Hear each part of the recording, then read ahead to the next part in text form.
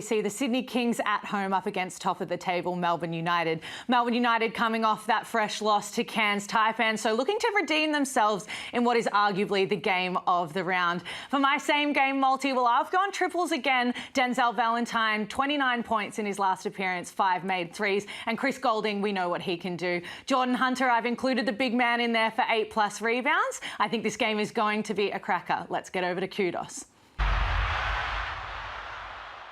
Chances are you're about to lose. For free and confidential support, call the number on the screen or visit the website. Well, there are rivalries here in the Hungry Jacks NBL, and then there is Melbourne versus Sydney. When these two get together, it is a flat-out war. Street Cash, Colby, Goulding in rhythm. Got it. They sit first and second on the ladder, and we're seeing why. Valentine's pass. Incredible. The Kings as a whole look dominant. Swatted by Travis. Goulding for Travis in the open court. This game has swung wildly. Flynn Cameron for 3. It's all happening for Melbourne right now. Goulding coast to coast. Sydney have lost their composure entirely. Goulding's had a big save all afternoon long. They cannot miss. They quite clearly are the benchmark here in the Hungry Jacks NBL this season. Yes, hello and welcome to the Hungry Jacks NBL. We're in Sydney for a clash of the heavyweights of the competition. The Kings up against Melbourne United. It does not get much juicier than this.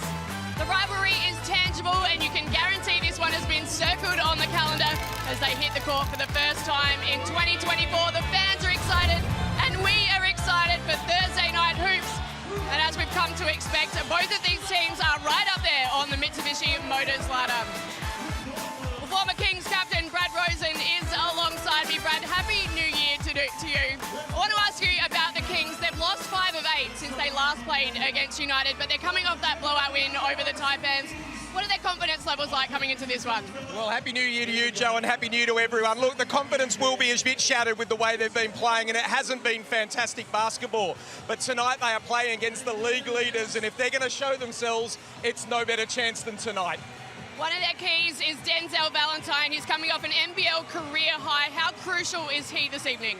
Well, look, he's taken his role. I spoke to him earlier, and he's now coming off the bench, and he's taken that really well. And for him to be able to come in there, I think the first couple of games it took him a while, but last week was the Zell they wanted. He steps back, he's hitting threes. He had that 29 points in 23 minutes at a very high clip. I think they'll go to him early again tonight. They will want to get him rolling, but he looks very comfortable in that role, and let's hope he can bring it tonight. Leading by example, that's for sure. His teammate Jordy Hunter has been an absolute machine on the boards, a career high 16 against the Taipans, not to mention the tip-outs to advantage as well that don't live on the stat sheet. This is a big game for him, especially given the matchup with United Speaks. Those 16 rebounds were unbelievable, and you look at it like you said, 8 in the 4th quarter, and he's been great.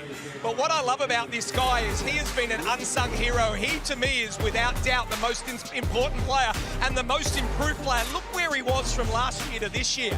Almost double in points. Look at that field goal percentage. The rebounds are double.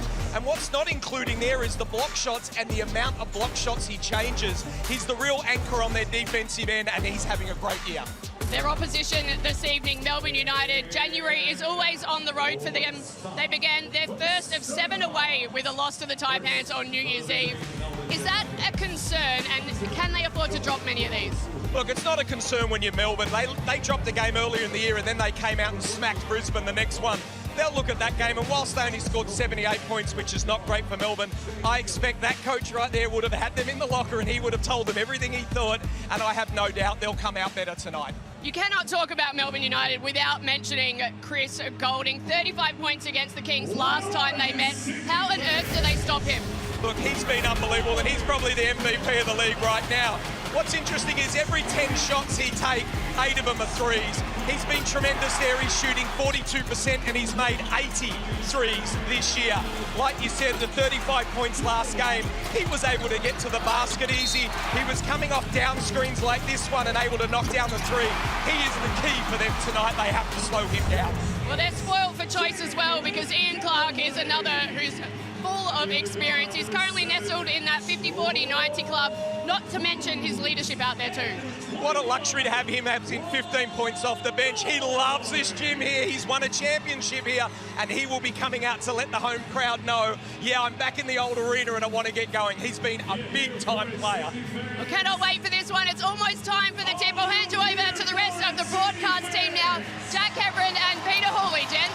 Thank you very much, Joe, and good evening, everyone. Happy New Year as well, Pete Hooley. Great to have you here. And what an atmosphere. This is phenomenal inside Kudos Bank Arena. Oh, Thursday night, this place is packed out. This is a massive matchup. And look, there's already some injury news coming out of Melbourne United. Luke Travers, we watched. It was a very noticeable limp in the warm-up. He is not going to be starting this game. Kyle Bowen inserted into the starting lineup.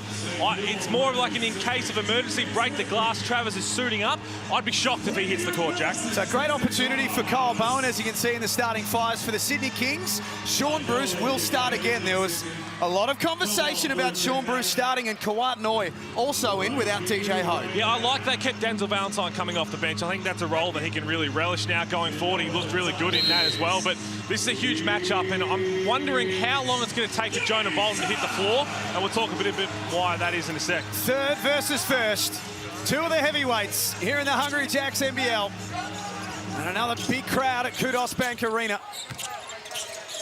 where Sydney's record of recent times has been very good against Melbourne. Here's Bowen into the starting lineup. That little push doesn't go. Brad Rosen. Yeah, thanks. Look, Kings starting in a zone yet again. One thing we have noticed when they've done this over the last few games is that middle is wide open, and we saw it there again, but just missed the take rainbow.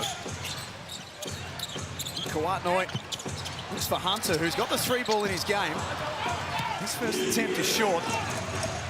Kings haven't been shooting the three ball well of late. Dellavedova aggressive early. Melbourne reset, this time baseline Delhi. Good look for Bowen. Feet set. Melbourne on the board first. Might not be the prettiest, but he can stroke it from out there. Kyle Bowen, huge opportunity right now with Luke Travers. Not expected to play a whole lot, if at all. Expect Brad Newley to play a bit in the four spot as well. They may even go with the Twin Towers of Hook Porty and JLA at times. Sean Bruce on the move. He's taken opening bucket for the Kings. One thing you always say is if you've got Chris Golding, go at him on the defensive end to at least make his legs there as Shaili. He will get go to the basket here. A foul's going to be called. But, yeah, loving what we're seeing here. You're looking on the break here. Now, we talk about Luke Travers. This is him on the bike. We came in early and we watched him warm up. He was limping. There is no way. He's down to play, but like you said, Pete, there's no way he's coming on the court from what we saw. And the word out of Melbourne United is that it's ankle soreness that he did sustain during warm-ups. And he looked ginger from the moment he went out there. And he is suiting up, so he's available to play. And maybe that is a Dean Vickman, like in case of emergency, he's ready to roll. But as we've mentioned, I'd be shocked if he hits the floor. They head to Adelaide tomorrow for a huge doubleheader on the road. Mate, he's got his earring in. There is no way he's coming on that. He's not disguising it too. I just noticed that as well. Brad, you know earrings can come out, don't you? No, I think Melbourne ball from the baseline. Two teams played. He's got both. He's got both not of a them. chance. That is not a chance. I think that's pretty safe to say that he's glued to that seat. He may as well just go and put his suit back on, to be honest, if the earrings are in. And Travers is out. Bowen feeds Shaili. A couple of nice looks early for the visitors. Good start from Kyle Bowen. And again, he's been one of these players who are relishing these extra opportunities when there's a player down. And it's a very deep team. Sydney, a very deep team as well. And everyone is kind of begging for that extra chance. That's going to help the confidence of the Sydney Kings and Jalen Adams. And I wonder how much the Kings looked at the film Melbourne United versus Cairns. Pat Miller to Jim McCall. They just turned the corner and got to where their spot needed to be over and over again. Wouldn't be surprised if Jalen Adams tries to live in there. Two teams played in round 8 in Melbourne. It was United who won that one, 105-93. Off the back of a 67-40 second half. They dominated after half-time, Melbourne. And as Pete said, they're coming off a heavy loss on New Year's Eve to the Taipans. Very rarely do United play two bad ones in a row. Golding on the move. Had the look himself, gave it up for Luala Chul. Yeah, I think he thought Jordan Hunter was coming across to send that a few rows back, but Jordan Hunter read that perfectly. Stayed home on Luala Chul, and I mentioned this off the top, Brad. I'm wondering how long it takes to get Jonah Bolden out there. With Sam Menenga in Cairns stretching the floor, it took JLA out of that rim protection and allowed their guards to sit in the paint and score at will. Wouldn't surprise me that you see a lot of Bolden tonight. Galloway kept it alive. Adams and Dellavedova, marquee matchup. Adams ran out of options. His feet had hit the floor before he released the ball. Look, we've seen a miss three and the travel there from Jalen Adams, but I love that he's being aggressive. I feel that he's been up and down with the way he's played this season, there's no doubt. And don't think that he's not hearing about, I'm not part of this MVP chat. There is no doubt he is thinking about that, and what a game to do it in front of 13,000+ tonight. Well, in that win earlier in the season, Melbourne held Jalen Adams to just 9 points. Dellavedova from outside. I see a hit for Delhi. Remember the way he started the season on fire on the offensive end. We're trying to back in on Bowen. Nice finish. It's Ian Vickerman right next to us in the sidelines. Not happy with that one. That's a little too easy for the Kings.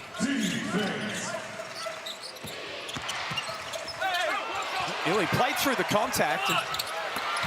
Chul comes up short from the free throw line. Right now, Jordan Hunter's doing a terrific job of just being physical with JLA, right? Trying to get him to stay around that free throw line. If Luala Chul keeps shooting that little mid-range floater, that's a win to the Kings. Rather than him getting deep, here's the Harvey Norman replay. Delhi, no hesitation, lets that thing fly. Sloppy turnover there by the Kings. Little handoff and straight off Adams's leg. You can't be giving up extra possessions for Melbourne as they go down low here. Luala Chul over the top of Galloway, too tall. Like I said, it's a win if you get to keep him at the free throw line. If he gets that deep, it's kind of game over. Terrific touch around the rim, and Wet Noy, instant offense. I'm a little shocked. I thought maybe Alex Tui might get the nod to start, and maybe if Luke Travers was active, that could have been a little different story.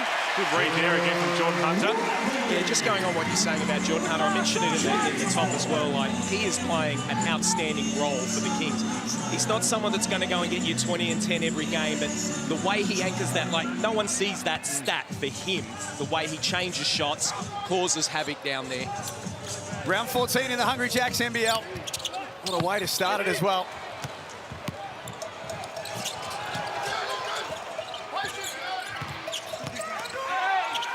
Illy trying to get busy. Oh, boy. That goes. Okay, Illy, we're going to get time out here from the Sydney Kings. Well, they can't stop anyone. That's as simple as it is. 4 minutes, 13 points. It's too much. That's why I thought maybe you'd go with Alex Tui in that starting lineup, right? Quite annoying. We know he's an instant offense off the bench, as is Denzel Valentine now that his role seems to have changed. But they need some defense out there. And again, I think it's a masterstroke to move Sean Bruce into the starting lineup, because you need those trust guys in that first five who don't need the ball. And that's exactly what Sean Bruce is. Well, pre-game tonight, Denzel Valentine's been on everyone's lips at the moment, and he caught up with you, Brad Rosen. A lot of talk about you coming off the bench as an import. How do you feel about that? Are you comfortable in that role? Yeah, I mean, whatever the team needs me to do, whatever the coaching staff feel like I need to do to help the team, I'm willing to do. So just want to play my part and help the team win. Tonight you play Melbourne United, who you lost by 12 last time, and they put up 40 in the fourth quarter. Yeah. What did you learn from that game, and what have you got to change to get the win? Just defense. We got to put our main important part is the defense. You know, defending them, locating their shooters, knowing their actions, knowing their personnel. I feel like if we lock in on that, we'll be fine. Doesn't surprise me that he is going to relish his opportunity coming off the bench, Brad, because you looked at that starting unit, and again, they hadn't played together, right? Because they bringing DJ Hogue, Valentine, Jalen Adams is there. It was either Jalen Galloway or Alex Tui, and then Jordan Hunter. Out of that five that we saw early on in the season, only one of them didn't need the ball to impact the game, and that's Jordy Hunter. He's going to do all the other little things. The other four need the ball. You've moved that now and bring in Sean Bruce, so he's going to be a pest defensively. He's going to really be that guy. He's not going to turn the ball over. He's going to be solid. And now it allows this lineup to get thrown out here now, midway through the first quarter, where Valentine comes in, they can run a couple of plays for him, and he can look to be aggressive without taking shots off a DJ Hogue or Jalen Adams. So true, and Valentine in as well here, and I'm sure they'll go to him early. Coming off 29 points in their win over Cairns on the 29th. Alex Tui also into the game. He's take for the next step. straight on the floor. And again, that's what we saw from Melbourne United. Anytime Cairns got that deep the other night, they'd score at will. No doubt that would have been on the video review. Jordan Hunter, another deflection. Kawadnoy downhill. This is another opportunity from in close. This could be going up soon. Hasn't been a while since he's teed one up. Only one attempt so far in the game. Up it goes. Just had that look about it. Coach Hooley. As soon as he got it, you just knew. I feel like you might have seen that once or twice before, Pete. Well, I mean, it's just the way this game's gone, right? He hasn't taken a three yet. It's been 5 minutes, and as soon as he gets that ball to bring it up the floor, you just get that look in his eyes where he looks like he's coasting, but he's just looking for a little bit of separation. 13-8, Melbourne United lead. Sydney have won 8 of the last 9 meetings between these two in this venue. A remarkable record considering the strength of both of these teams. Hunter wins it back for the Kings and they can reset. What a pass for Adams. Slick offense from the Kings. Wow. Jordan Hunter is just working hard, out-hustling everyone and getting second possessions. That's what it is. He's the best player on the floor right now in these first 5 minutes. Ian Clark back to Bank Arena. Yeah, that's going to be on Jordan Hunter, that one. That's a hold foul on him. There's that pass once more. Delhi covered it pretty well. It was just a better pass. Hunter's going to sit down right now. In comes Jonah Bolton and Angus Glover. All bench unit minus Jalen Adams, sole starter, still out there. 4 minutes 23 remaining in the opening quarter at Kudos Bank Arena. Melbourne having a few issues inbounding.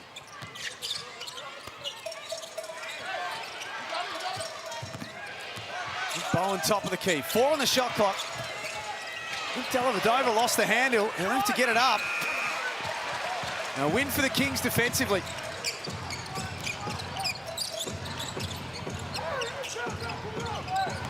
Here is Valentine. Swings to Glover.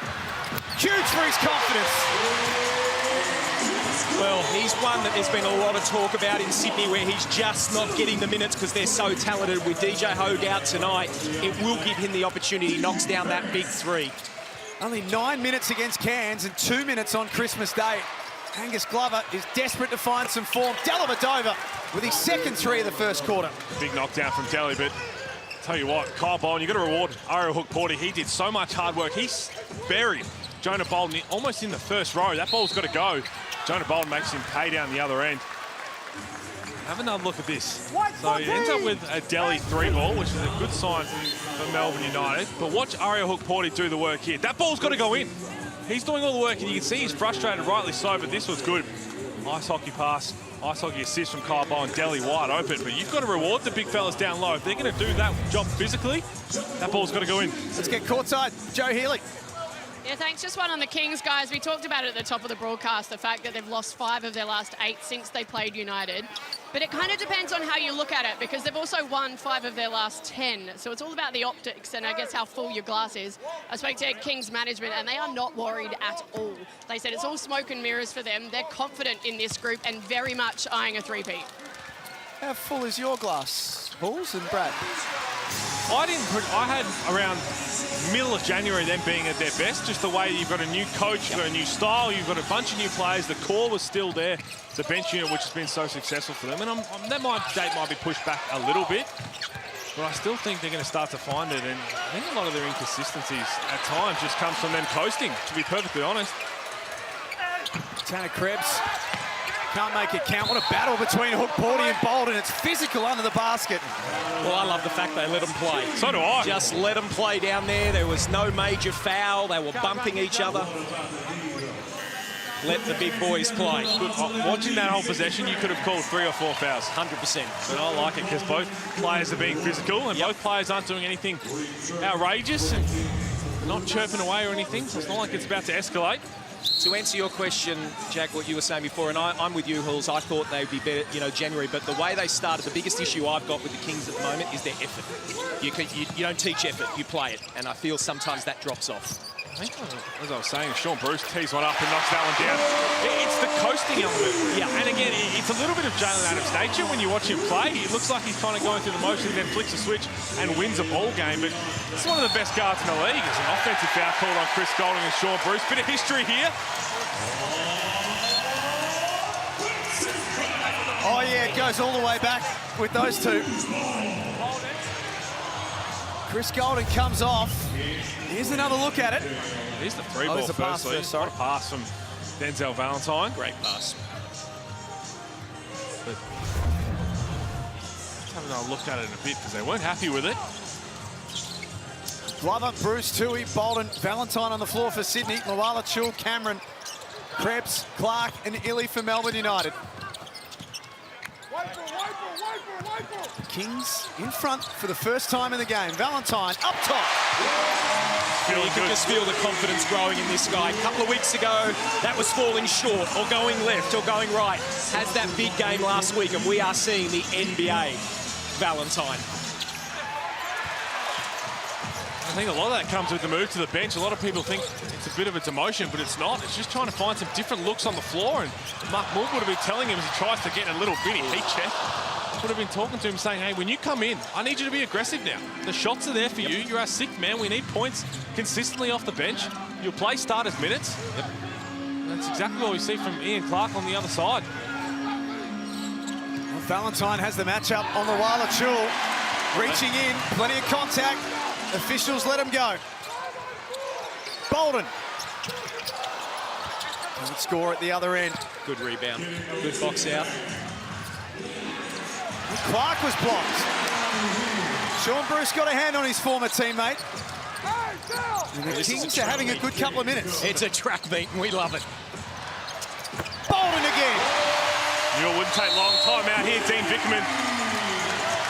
Jonah Bolden hits another one of those and really stretches the defense. Sydney are going to open things right up. What a turnaround after that first time out of the 5-minute mark. It has been all Sydney Kings in the last 3 minutes. Well, it's the energy, Pete. You talk about it, and that's exactly what you're saying. They came out, I thought it was lackadaisy in the zone to start off with. Had the timeout, came out, talked about what they're going to do. Physical in the post, their defense stepped up, then they were able to run and get the ball. You were one syllable away from the Zion Williamson pronunciation of that. So snooze timeout, and of course, don't forget, Hoops fans, this is a once-in-a-lifetime opportunity. Scottie Pippen, Horace Grant, Luke Longley, brought to Australia by TEG Live. The No Ball Tour presented by Coca-Cola is going to be an unbelievable storytelling experience in Hobart, in Melbourne, in Sydney. You can jump into the Bulls' inner sanctum. Jump online as well, nbl.com.au/no ball. Tickets, $79.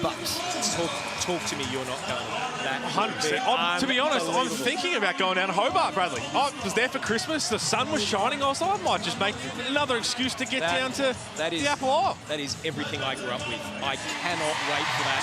I just think that's going to be brilliant. And I love the fact that it's our own loop. You know, this is where it even adds more spice. Bit of a note. Listen to all those incredible stories. Go to the Salamanca markets. Talk to me. What I want to do is I want to go back to whatever after party they're going to. That's where it's going to be those stories. Well, of course, Scottie Pippen's a close personal friend of the NBL commentary team. Well, more so Gazy, because he touched him a lot. I didn't notice. Gazy's hand is still on his shoulder, actually, last time I checked. Borderline assault. Shout out to you, Goat. We know you're watching. Melbourne need to respond out of this timeout. Kings have been really, really good. Great look for Illy. And if you're the Kings, you're okay with Kyle Bowen, Shea Illy shooting enough threes and trying to knock enough down to beat you.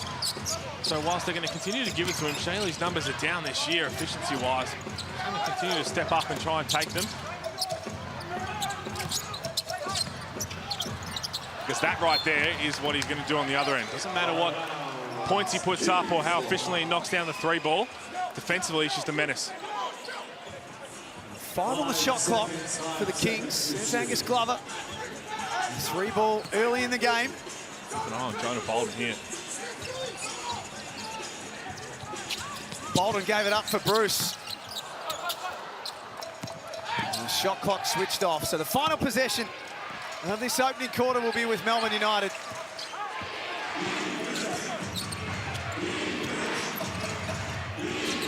into single figures. Shaley surveys the options, plays through the contact and scores. Tough late from Illy. Glover gets a long bomb away. It's the Sydney Kings who take the lead into quarter time, 23-18, in front of a big crowd to start round 14. This is the Hungry Jacks NBL.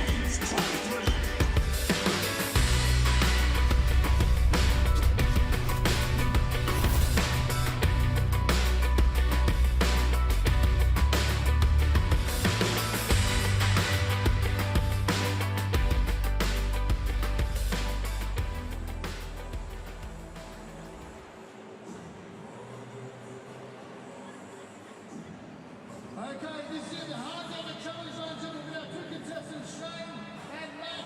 All right, guys, you ready? 5 push-ups and off we go. Get down on the ground, get down on the ground, up and down the ground. 3, 2, 1, let's go.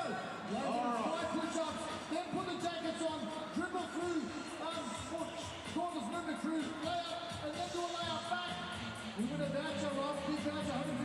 That's right, ladies and gentlemen, thanks to Hard Jack, they were giving away $150. Cheer them on. It's a race. It's a race, guys. Here we go. First one wins. Oh, wow. He's on. He's on a layup. Wait, block it. Block it. Block it. Oh, my God. He's coming back. He's coming back. He's coming back.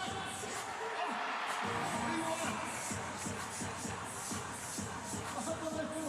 Who's trying to impress? He must be sitting. Well done, congratulations. You get $150 voucher thanks to Hard Jacker. Good. There you go. It's that easy, guys. I get those goosebumps every time.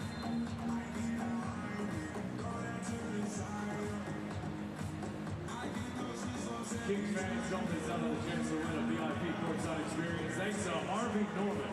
Scan the QR code for your chance to win courtside tickets. Harvey Norman Tech and behind the scenes for the Kansas and players.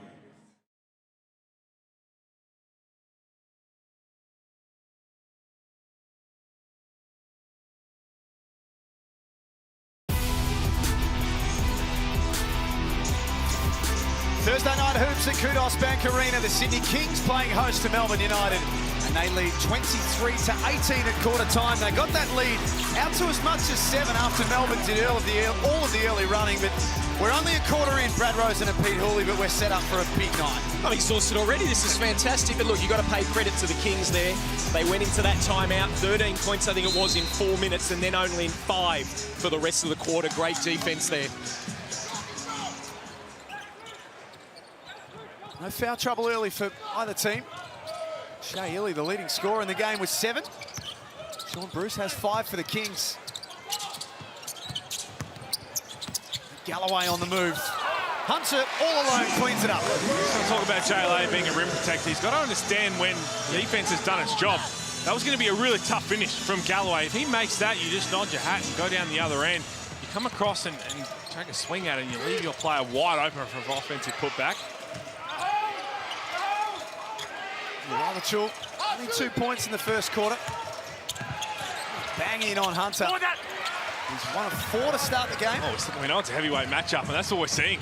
Physicality is on another level, and I like that a lot of it's getting let go. You want to see the bodies.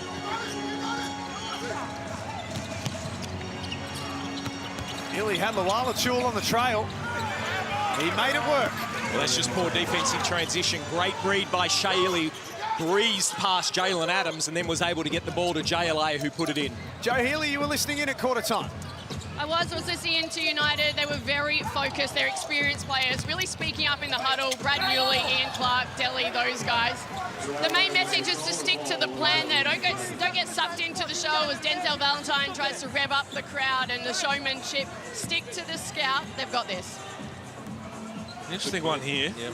Vulcan Illich reporting that the Knicks, Golden State Warriors, and Phoenix Suns and Detroit Pistons all have representatives in attendance tonight to watch this game. And in fact, the Knicks are rolling 2 representatives deep, and that's for the likes of Ariel Hook-Porty, Alex Tui, the next stars, but also Jalen Galloway.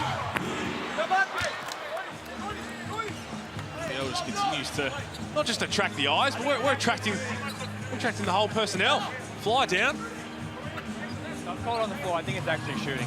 Hopefully they got here in the morning for a bit of sun rather than when the rain and the storm hit. Yeah, rain came in after lunch in Sydney today. Well, that's just having a conversation here about. They're just seeing if it was for shooting, but that is Jordan Hunter's. There you go. You can't move forward, and that's what they're calling on Jordan Hunter. But he'll come out now because that's his second. Before he takes possession of the ball.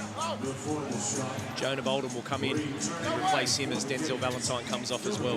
Coming in off the back of 16 rebounds and 13 points against the Cairns Taipans. Hunter had a good first quarter as well, but 2 fouls. It's going to render him stuck to the bench for a little while now. Really forced into a tough one by Bolden. Dean Vickman shaking his head because there's the mismatch, right? JLA's guarding by getting guarded by Kuwait Noi as Jonah Bolden punishes the mismatch on the other end. And no one ran anything. Everyone just kind of looked and said, okay, how do we get JLA the ball? There's still going to be some player movement. So the Sydney Kings know there's a mismatch there as well. They're just waiting for it. Well, obviously, Dean Vickman is not happy. He's bringing in 3 of the starters straight back in here, as that'll be a foul on Jalen Adams. So, Brad, there's a foul there, but I just want to go back to your point about not bringing the effort, not bringing the intensity defensively. Are you happy with what you're seeing from Sydney so far? Since that timeout, yes. That's the minimum they should be bringing every time because they're so talented. Once you get stops, it creates so much in the open court. We haven't seen Galloway do what he can do because they're pulling the ball out of the net so much. So tonight, they've definitely lifted in the intensity, and hopefully for their sake, they stay on it. In hindsight, I was thinking perhaps Alex Tui might have been the best person to insert in that starting lineup without DJ Hogue. Really try and set the tone defensively. And you've got so many offensive weapons to come off the bench now. Well, you talk about setting the tone as well. Glover does that. He is ahead of a snake and he loves it. He will not back down at all as Delhi bullies his way in a beautiful little floater, as we've seen so much. But I love what Glover gives this team. He just brings so much energy to them. 8 points for Dellavedova. Now the game's leading scorer. Adams always has so much time to make that push work. 5-point lead to the Kings. Still early stages in the second quarter. Dellavedova left open. Bolden keeps Porty off the glass.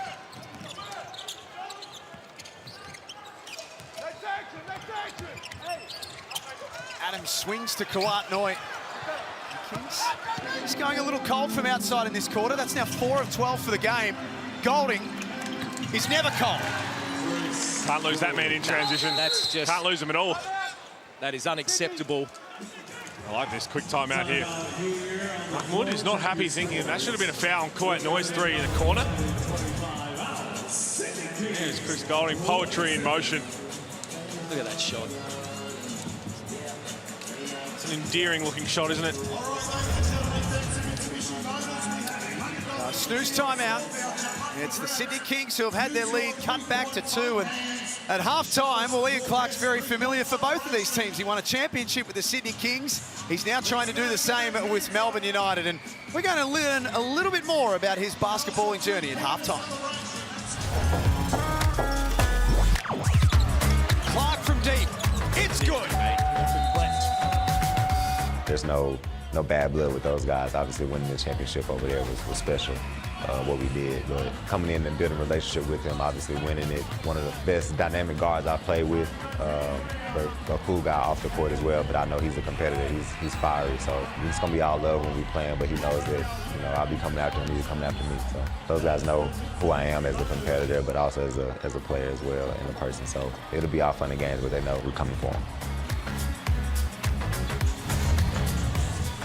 He came to the NBL 3 seasons ago with NBA championship winning experience. He was a great teammate for the Sydney Kings. He was great for Adelaide in the short time that he was there, and he's fitted in beautifully at Melbourne as well. Just an all-round good human. He has, and again, speaking to a lot of the Kings players from that championship year, they think, and this is not a knock on RJ Hunter, who he came in to replace, but had he not been the player to come in, he doesn't believe they would have won a championship, the Sydney Kings, because he was that piece. Won the championship experience, yes, but what he meant to the locker room, that kind of character, when you've got a team trying to put it all together. They started the season really slowly, and he was the perfect piece. And now everybody in the NBL wants to get a hand on him. Almost from Galloway. That was just a snapshot of his athletic ability. Here's Clark baseline. And he ties it up at 27. I think if you're Galloway, you just got to try and put that down, don't you? You know you're going to get fouled if you don't dunk it. It's quite annoying. That's how you finish it. And the Kings, when they go back to it, Pete, you've spoken about it, there are buckets available in deep like there were against Cairns. And again, it's no surprises when Jonah Bolden's on the floor, because if you're Ira Hook-Porty right now, you have to worry about his ability to space the floor. Golding fall-away jumper. Hook-Porty cleans up the offensive glass. Clark unloads. They are just so dynamic, those two, aren't they, together? Love watching them. And the depth of both teams on show as well. No Luke Travers tonight for Melbourne. Jonah Bolden has that jump out. No DJ Hogue as well for the Sydney Kings. Two for with a shoulder injury. Here's Clark. Great pass.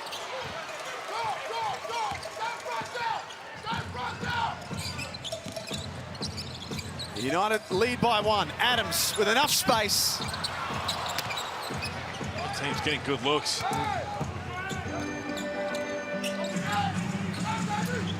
Just not dropping at the moment for either team. Dellavedova walks apart to the basket. Oh, it's just a breakdown defensively. Sydney Kings, we know they've tried different strategies this season. Now we've seen a lot of zone now, but early on it was a lot of switching, and that was a double high ball screen. They just wanted to switch everything. No talk on the second one, and Jonah Bolden got caught up, and Delly got all the way to the hoop. 10 points now for Delly. Here's Bolden. It's the third look that he's had. It hasn't been far off at all. You talk about... Oh, hello. Yeah, you talk about Ian Clark. Have a look at this Harvey Norman replay. Watch what he does here. Up fake, goes to the baseline. Jonah Bolden's out, and he just knows where he is and puts it in. That is setting yourself up, and then the big dagger three. What a player Ian Clark is. A little bit of extracurricular during that. Here it is. So Kyle Bowen, and Kuatnoy didn't like it, and I don't think he's trying to help him up. What gives you that impression? Normally when you stand that close to a player who's on the floor and your hands are by your side, it doesn't really indicate you're trying to help them up.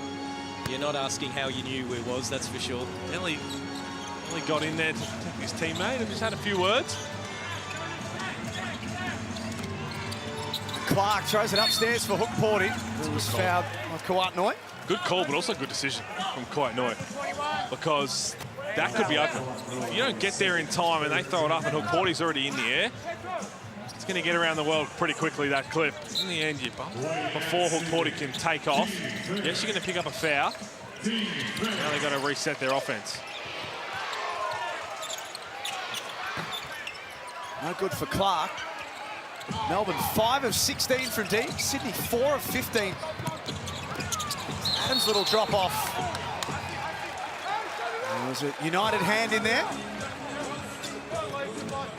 I'm just watching Adams.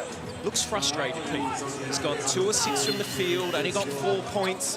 Things aren't dropping, talking to the referee here. Just looks really frustrated player. Yeah, he does. And again, I think he's actually trying to do a little bit too much. What is there is that you get a side-to-side action, you get that ball screen with Jonah Bolden, who's going to pick and pop. He just has to walk down to the Latrobe Financial sign and just rise up. He's going to get that mid-range floater as Galloway. He's going to go line for 2. Chris Golding asking for a review here.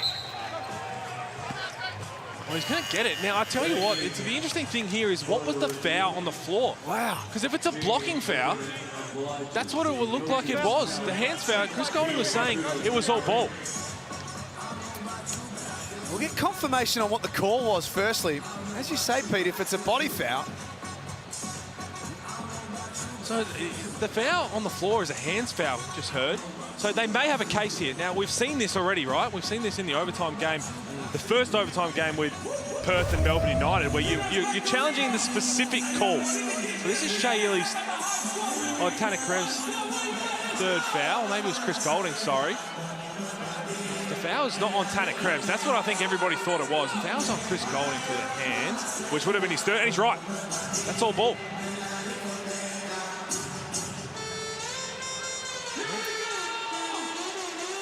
Well, I think we can understand why Chris Golding wanted to review it. As Pete said, it'll be his third foul. It's whether there is enough clear evidence to overturn the original decision. Well, based on what we saw, and again, the replay center's going to freeze it, zoom right in. My initial thought was that it might have been on Tanner Krebs for a block, but Chris Golding turned around straight away. This is the angle right here. Unless he follows through and smacks the knee. After review, the coach's challenge is successful. There is no foul on the play. As the shot missed, we will resume with a jump ball in centre circle. Good challenge. That last angle there looked like a little bit of a little stuff on the leg, but yeah, I mean, initially it was the ball, right? You could see it, but Chris Golding knew straight away. Straight away. There's a couple of those. So, because the ball, Guess what? That's no what one had possession. We get it right. So because no team had possession, they're going to jump it up. Michael Ale and Chris Golding share a moment. Michael was just saying, what are you yelling at him for? He said, because he shouldn't have called the foul. He said, that's what the coach is challenged for. And he's like, you're right. Yep. And it all won't matter. I'll see you later. I'm off. Thank you for letting me know. The last thing that Chris Golding can do here is pick up his third foul anyway in the same possession. Galloway trying to get busy on Tanner Krebs. He likes the look of that matchup. And he'll find himself shooting free throws. That's what Jalen Galloway does. Physicality, but his athleticism gets a little bit of a step. If you're not in legal guardian position, he's going to draw a foul. And don't miss your chance to be part of the world-famous Harlem Globetrotters Global Tour. You can check it out. It's coming to a city near you this year, so grab your tickets at hg2024.nbl.com.au, or you can just scan the QR code. It's probably easier. I've got a bit to attend, don't we? So much. 24. So much. Yeah. Back to a two-point game.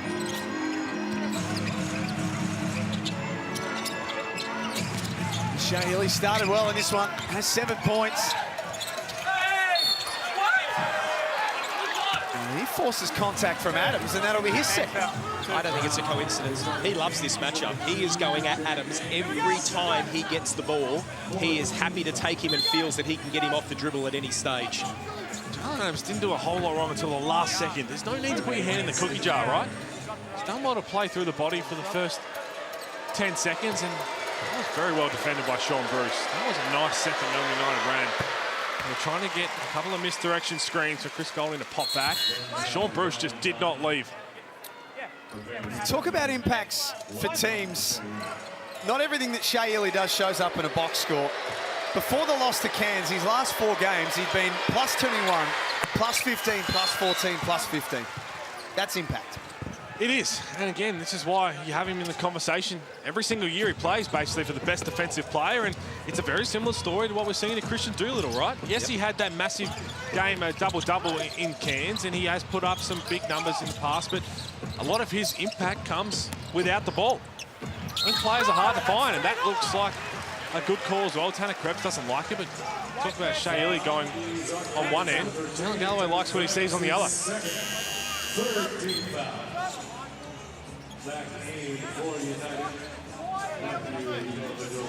Well, obviously, Dean Vickerman has seen enough there. He's bringing Delhi back in for Tanner Krebs. We should say happy birthday as well. It is his birthday today, Absolutely. isn't it? Yes. Turns 28. A few Kings boys' birthdays this week. Leon Trimmingham. Oh, shout out to yes, the old please. Leon Trimmingham. Isaac Burton, 3rd of January. And I do know it was Jonah Bolden's on the 2nd of January. You've got a lot of birthday cards to send, Bradley. And thank God for emails. I think the message got down to Luke Travis, Brad, about the earrings, because they are gone. I think that's a little text to somebody on the bench, and all of a sudden they are probably in the sock, I would say. So does that mean he's one step closer to playing or not? Well, either that or good communication. Great hands there from Galloway. He's having a big say in this second quarter, Galloway, albeit it's not showing up on the box score. Here he is for 3. Bruce kept it alive, but Golding at the other end finds himself all alone. Eyes lit up. I think he promises one dunk a year, and I think that was his opportunity. Had a little chuckle to the bench. Caught a flat tire. That's also called age. He's 35. Just doesn't quite got the same spring as what he used to. Galloway crosses over. Athletic. Dean Bickerman not happy. He's not, because there's no need to get that close to Jalen Galloway at this present stage. Well, they did it the play before, and they let him hit it, shoot that three, and he missed. So unless he knocks down a couple, then you want to change your scout. Chul and Bolden continue that matchup. They're just letting it play. I love it. Love it too. Bolden's doing nothing illegal. JLA's going at his body. Michael Aylan, James Grigul, Ruben Woolcock, our three officials tonight. So far, so good. Annoy off that little turnaround. Timeout Melbourne as the Kings find back-to-back buckets and make it a two-point game. Oh, it's a heavyweight matchup. That's all we expected, and that's all we're starting to see. Both teams trading punches. Have a look at this from Koyanoi. This is just tough on Kyle Bowen. Kyle Bowen moving his feet really well, and Koyanoi just taking his time, saying, I'm going to get to my spot. Whether you're here contesting or not, it doesn't matter, because I practice this every single day. Rises up, knocks it down, and surprisingly, didn't say anything. No. Normally likes to say a couple of things after that. Has a few little words as he goes by. Snooze timeout. A minute 49 the difference. It's fascinating, the matchup between these two. We've spoken about some of the quirks, and Sydney winning 8 of the last 9 here. In their last 6 games, regardless of who wins, the average winning margin has been 21 points. You wouldn't expect that for two powerhouses. You'd be thinking single-figure games. Yeah, I think a lot of that, I mean, last time they played and when they play each other in the season is really telling, and what team's way ahead of where they should be and what team is still trying to figure it all out. And to be honest, if I'm Sydney Kings right now, you're sitting third at 10 and 8, and a lot of the teams around it's a very packed middle of the ladder, isn't it? Well, look at that. In 8th spot, you got 9 losses, and in 2nd spot, you got 7. Unbelievable. It is. It's going to come down to percentage. It always does. It will. That 2nd spot likely to come down to percentage. The 6th spot likely to come down to percentage. And that's why I hate when you dribble it out at the end of the game. Can't do it. You've got to keep going. More than 10,000 in the house at Kudos Bank Arena. It's been a big night so far. The best is yet to come. A minute 40 before halftime. In the shooting here. Noy picks up his second. Trying to get to that Spanish action once again. They run so much, and Shea Ely just nodding that it was his fault to kick that ball to Kyle Bowen. That's not how you get into it. Get that. Well, that's his second foul, and not only is that his second, that sends him to the free throw line. Not a good foul. Kyle Bowen to shoot free throws. There's not many rookies that come straight out of college, right, that unless they're going to be high volume scorers who can come in and be a trust guy straight away. Got that sense with Kyle Bowen under Dean Bickerman. You just know he's going to play really hard. He's physically ready. Had the 16 rebounds in the throwdown. Just like Bannon in Brisbane, isn't it? Just that type of guy, you just know that he's going to bring it each game. St Mary's product as well, and shout out to Jock Landale today, who's going to have his jersey hanging the rafters forever, alongside a couple of Australian how cool is that picture? royalty names.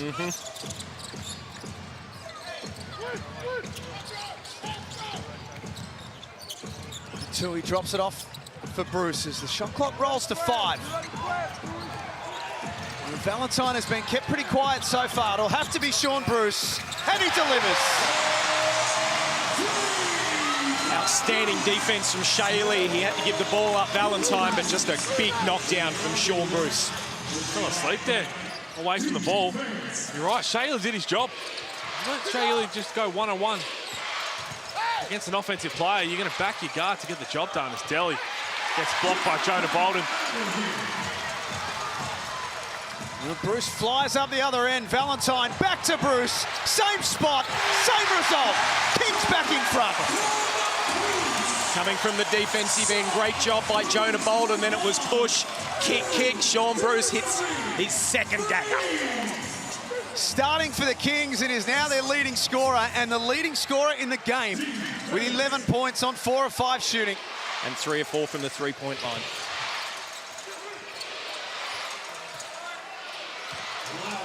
Well, Awala that time drew a foul from Galloway.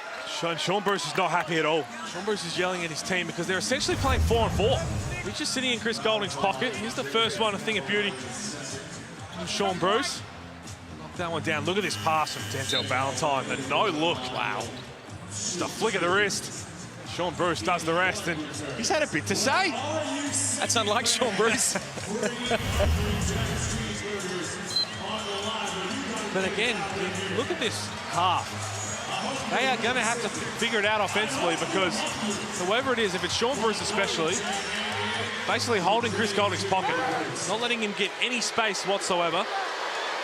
Shea Illy's dribbling the air out of the ball at the time, just trying to get their star open. Well, the Kings have brought Adams, Noy back into this for the last 12 seconds, so they've obviously got a set that they're thinking of.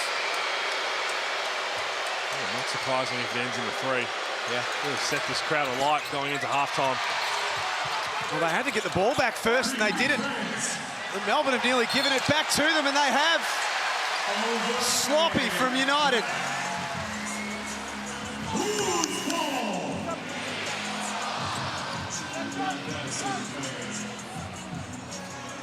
So the Kings now will get that final possession that they were hoping for. What are we going to here, Brad?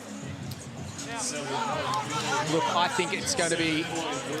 Obviously, it'll go into Valentine, who I think will go straight to the hoop. If not, it's a down screen for Adams. Oh, Kuwait Noy as well. Probably got the quickest release of everyone out there. 8.6 to work with. Noy tucked away in the corner. He's running out of time and running out of room. The Sydney lead by 2 at halftime. Fascinating first half. Oh, it is. Well, teams have their moments. Exactly what we expected now. Yep. Perfectly balanced.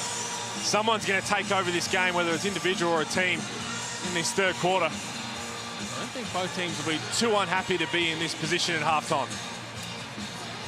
An intriguing contest, this coach Mahmoud Abdel Fattah.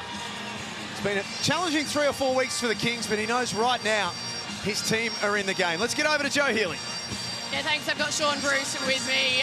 Brucey, that was intense out there. Plenty of momentum swings, but you caught fire at the end. Offensively, how does it feel? Yeah, a bit of a slug. Defensively, we're really good, though. What are the priorities defensively in the second half to run away with this? Just pack the paint, make the guys we want to beat us. Good luck for it. Thanks, Joe. Good first half from Sean Bruce. It's the Sydney Kings who lead Melbourne United 40-38. Thursday night hoops at Kudos Bank Arena. A big crowd in the house. And we've got a big second half coming up next.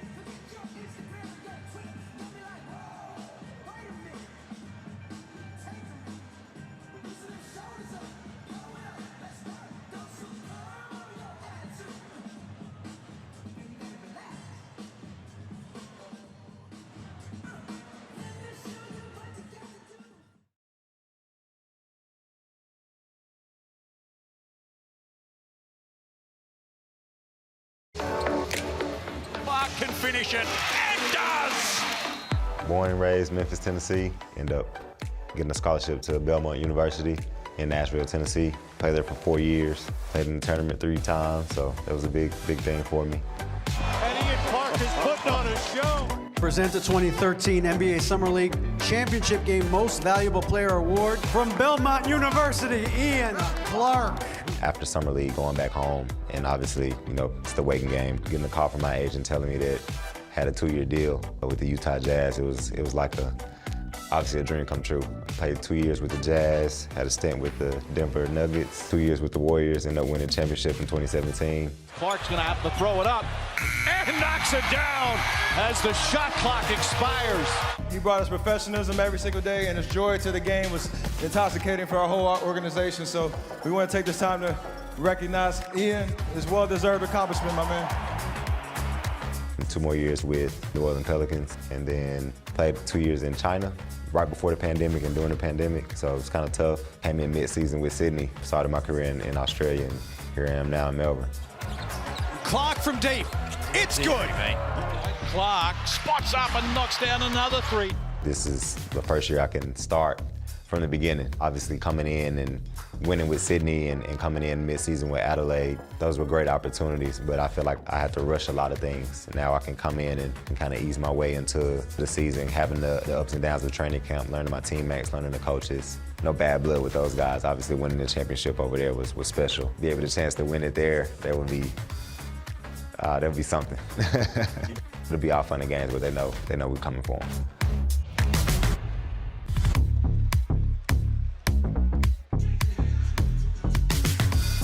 Yes, welcome back to the Hungry Jacks NBL. It is the Kings leading Melbourne United by 2 points here on Thursday Night Hoops. Joe Healy alongside Brad Rosen. Brad, it was a pretty intense first half. There's a lot of feeling out there. I want to talk about a couple of Melbourne United players, though, in particular, Matthew Dellavedova, who is leading by example. I think they've all come out really ready to play tonight, and the physicality has been outstanding. But Delly knocking down a couple of threes. Defensively, he's doing what he does. But I love the fact that he's offensive-minded. When he's offensive like this, it opens up the court to everyone, able to get his layups, able to get into the paint and everywhere. And look at this one, straight off a double screen, no talk, wide open layup. Great half by Delly. Causing a little bit of confusion for the Kings defence there as we take a look at the Blackmore's shot chart here.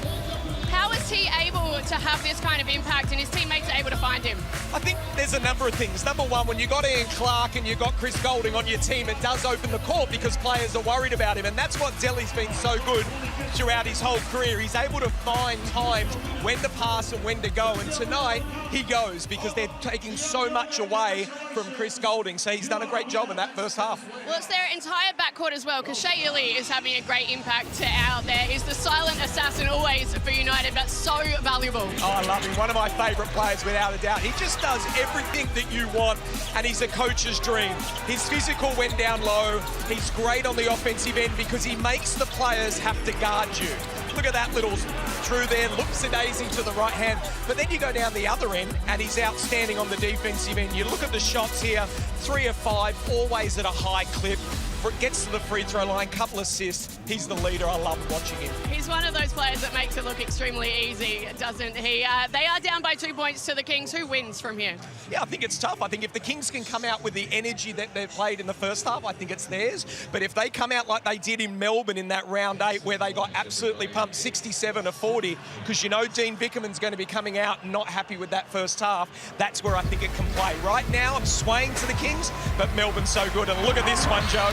Oh, cannot wait for this. Tomorrow night, the Hawks are taking on South East Melbourne. A couple of big outs for the Phoenix as well, though. Unbelievable. Nader's out and Source Williams, so that is huge. Hawks, obviously, 5-2. New coach down there. It's going to be a blockbuster. I'll be there, Joe. Can't wait. Bring on Friday night hoops, that's for sure. Plenty more to come here at Kudos Bank Arena, though. It's the Kings by 2 points. The second half is coming up next.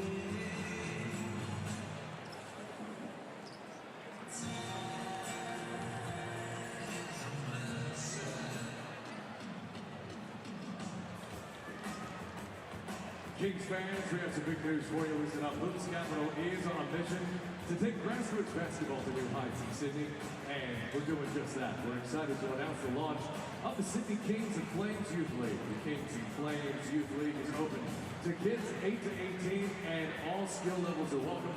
Here's how it will work, Kings fans. You register as a team to sign up as an individual, and we'll allocate you a team.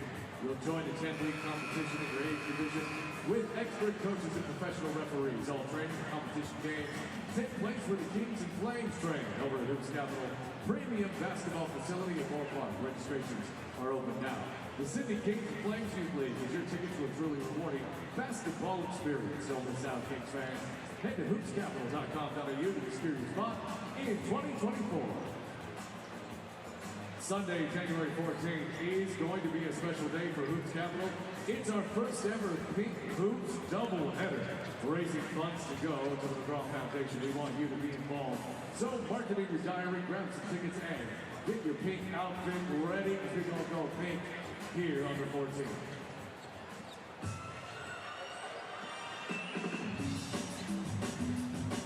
Okay, this is something I'm actually concerned about. Jurassic World. Ladies and gentlemen, look at this for your school holidays. Go check out Jurassic World the exhibition here at Sydney Olympic Park. This is the closest you'll get to a dinosaur. We're going to give away tonight, ladies and gentlemen, a family pass. I guess we're probably looking for the best dinosaur. Big shout out to Max Shaw who works there. Max is who can impersonate the best dinosaur? Let's have a look around. Who are you going to do? DJ Ziggy, you got some type of dinosaur snack? Of course, man, I've got everything. Let's go. Oh, yeah, here we go.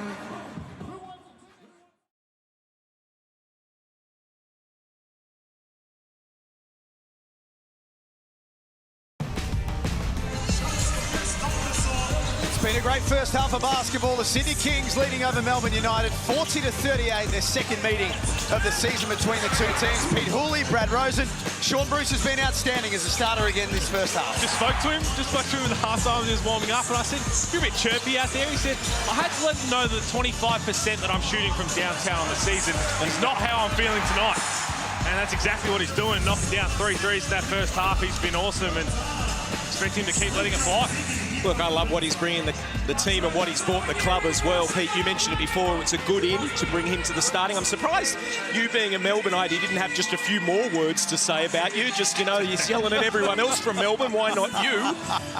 Well, he's a Victorian originally, Sean Bruce. No, he's not. Yes, he is. Yes, he is. He's a Sydney man through and through. Here are the Mitsubishi Motors 3-point leaders for the season. Chris Golding a long way out on 81. Best part of 30 clear of Bryce Cotton, who's second on 51. And Jordan Crawford is third on the table right now with 49. Brilliant. Just what a career he has done, going through, and still plenty more to go. A lot of talk about Boomers next year. I mentioned it. I love the fact that Gorge came out and said, just go pay your butt off. That's what I want to see you do. And hasn't he responded? There's Luke Travers not playing at this stage tonight with ankle soreness. He's taking the earrings out, though, so he's one step closer to playing. Well, I can't imagine that you're going to bring him in the second half. Not a chance. It's pretty clear. We'll not be seeing Luke Travers, but one thing I want to watch in the second half, the fact that we got to see the big boys play in that first half. They were going at each other. There was nothing illegal. All the illegal contact was called, but they were banging bodies going at it. Need to see the same this second half, right? Because both coaches would have been in there saying, okay, we've got to be even more physical. So unless it's illegal, unless it's too much, I like seeing them going at each other. And what do coaches and players always say? As long as it's both sides. And it is. Let them play both ends, let them bang. The second half at Kudos Bank Arena. Thursday night hoops. It is a great way to start off the round with these two teams. All the while, it's only 5 points in the first half. Illy's been the primary scorer for Melbourne United. He's now got 11. Mahmoud rubbing his head right now. He doesn't understand why quite annoying. Why are you closing out? Yeah, it was like that. They tried to switch at the on ball, and then he was half going over there. Hunter back out there to start the third, had 2 fouls. Yeah, he misses, but that defensive was not good for the Kings, although coming out in a man, I prefer that in a zone. I'm happy to go on record that I would like to see the NBL teams in general park the zone. I haven't seen... It's been very Swiss cheesy, Brad, the zones I've seen. Yeah. There's been a lot of holes. Geez, JLA's had some good looks down there, hasn't he? He has just not been able to drop that 2 of 8 from the field tonight. Wow. No foul on Hunter. Kings fans not happy. We have our answer. Here's Delhi. Blocked. Kawhi got a piece of it, but the points will count. Call it goaltend, and I'll tell you what, I think Johnny Hunter is not happy. He may have a bit of a case. Well, here's the first one, and yep, that's a clear goaltend. Great call. Down the other end, it looked like Hunter might have got hammered on that dunk attempt. Look at that defense by Shaili, just not letting Jalen Adams get the ball back. And Galloway knocks down the 3. Like you said, Pete, before, you would take that rather than letting Adams get the ball, but loving what Shaili gives this ball club. You're right. Galloway hits another 2, then you might change the way you try and defend it. Keep the ball out of the most dangerous player on the floor, and that is Jalen Adams. Kings back in front. Kyle Bowen starting tonight without Luke Travers. He's made a good fist of things so far. Offensive rebound for Luala Chul. Dellavedova gave up his look. But Illy takes it at the body of Hunter, and 2 more. Shea Illy with 13. His finishing is unbelievable around that ring. We saw the first half. He was able to get it up and over. Just the strength.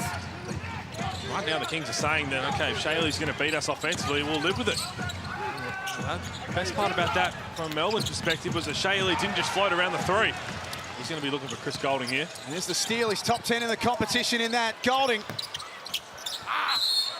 You could just see it. As soon as he caught that ball, he was looking for his teammate, and he has worked his butt off in 2.5 minutes. He's calling for a sub.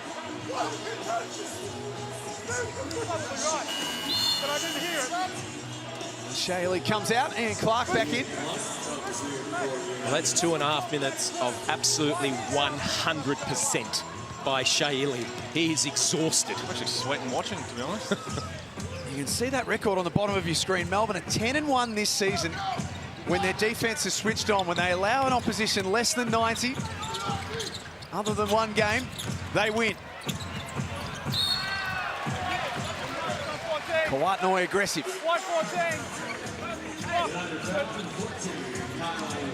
Second foul on Kyle Bowen. The starting lineup, 4 points, 5 rebounds, a couple of assists. That was solid. It's the young rookie. There is Doesn't Kyle look Bowen. like a rookie though, does he? No, sir. He does not. It's Kawatnoy. 50th game tonight as a Sydney King. Spent time with the Cairns Taipans prior to that.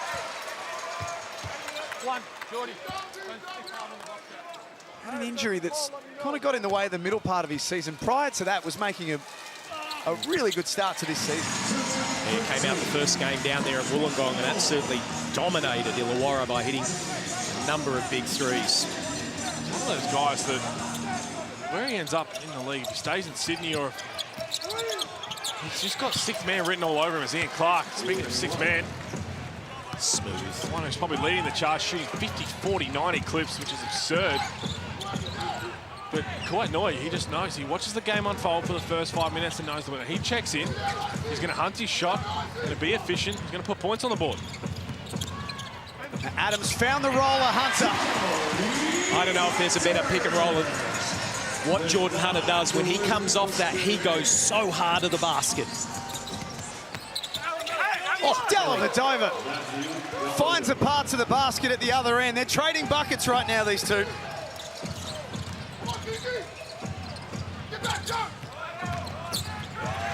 Great D from Kyle Bowen there. Dellavedova thought about the 3 in transition, instead found Clark. O-ball Luala Chul puts it back in. Good defense here by Melbourne. Just been able to get a few stops and then go. And Sean Bruce with an easy basket. Bruce just watching. His defenders looking. Caught ball watching, snuck behind. And the pace has quickened in this third quarter. Bowen in the corner. That's well short. It's Geordie Hunter. In that situation, if I'm Kyle Bowen, that's going to be an up screen to Ian Clark in the corner. It's the easiest pass to make for your team. Had enough time to do it, or just a simple exchange.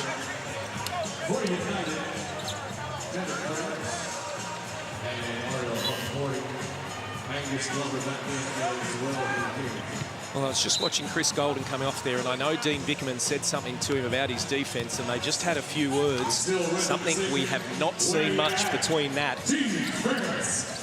He did not seem happy at all. A lot of that would be just to stay locked in on that end. And I was frustrating down the other end, and he's trying to break the shackles. Sean Bruce riding him all game long. So just make sure he was trying to figure that out. The team's trying to figure that out. Stay locked in. Adams, that is outstanding. How do you like your gelatin, Brad? That was a thing of beauty. That was amazing. Well, Daly at the other end, not to be denied. He has 16, and now he's the game's leading scorer. Well, this is where I love what Melbourne bring. You see 16 for Dellavedova, 13 for Shea, even though he's on the bench. When they're playing like they are on Golding and Ian Clark's got 7, it opens up the floor, and that's where they've been great. Glover. That's a good look that rims out. Great extra pass. Jonah Bolton and Jalen Adams would have had the right to shoot that. Back up top with Dellavedova. 7 of 11 from the field tonight. Has 5 rebounds and 4 assists to go with it. Tanner Krebs with a birthday bomb. And that was open because Jonah Bolton did not want Ian Clark to grab that ball. Ian Clark was calling for it, had the mismatch. He just took a couple of steps towards him, so he didn't catch it. So Delhi made an elite point guard decision. There's Jalen Adams just getting deep once again. He's been off tonight, 3 of 8. Krebs in rhythm. Back to back. Melbourne United making a run in this third quarter. Timeout Sydney. The Harvey Norman replays coming up money for the visitors. Well, a birthday boy stepping up. There's the first one. What a pass from Delhi. Knew he just hit one. Tanner Krebs, and boy, didn't he like that one. And it's United who lead 58-51. 3:52 remaining in the snooze timeout. Let's jump inside the Sydney Kings huddle. Coach Mahmoud Abdel Fattah talking to his charges. That's no run. All right, that's no run. We'll get a good look. That's no run.